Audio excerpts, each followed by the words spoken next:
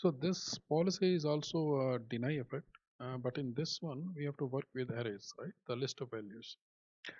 Now in this policy, what we are doing is we are looking at each security group which is defined in our subscription, and we look for any of the rules within that NSG, and if it has allow access with the inbound direction, and it allows public access, right? Either it is a any rule or it is a 0.0./0, right? So this is the public access, and if that is the case, then it should be highlighted as a non-compliant resource for the existing ones, and if it is a new one, it should be disallowed.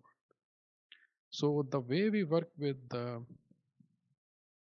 list of values uh, in case of Azure policies is that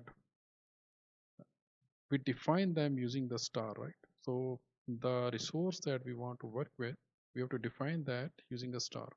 So security rules star, right? So this is within the security groups. Look at all the security rules defined for that security group. So that's the field value. And then in the where clause, right? So this is something different. Now within the where, it passes that all the values one by one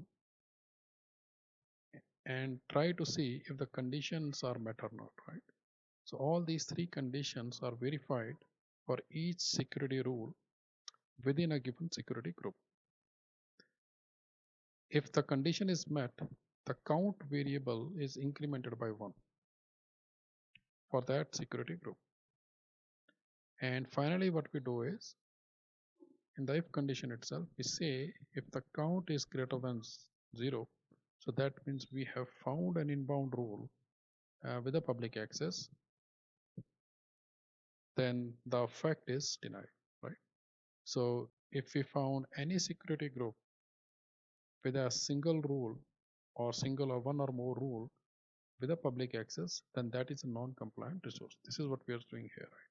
So now let's look at the policy itself. So this is the policy we are seeing. So here it says, so this is the policy. Now here it says 2 out of 5, right? So I have 5 security groups and 3 are non-compliant. So let's look at those. So these 3 security groups have an incoming public route enabled, right? So let's look at some of them. So service NSG was one of those,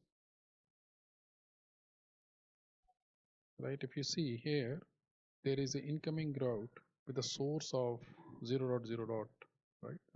So this is the public route enabled, and if you see that the destination is any and the action is allowed, right? So this, and because of this one rule, this resource has been marked as non-compliant. Whereas this test policy NSG, this was not in the non-compliant list, right? So let's look at that one. Now this one has virtual network or Azure load balancer rule, but it also has this any resource as well. But if you look at this action, this is a deny rule, right? So this is again not in our evaluation list of conditions. So this resource is compliant.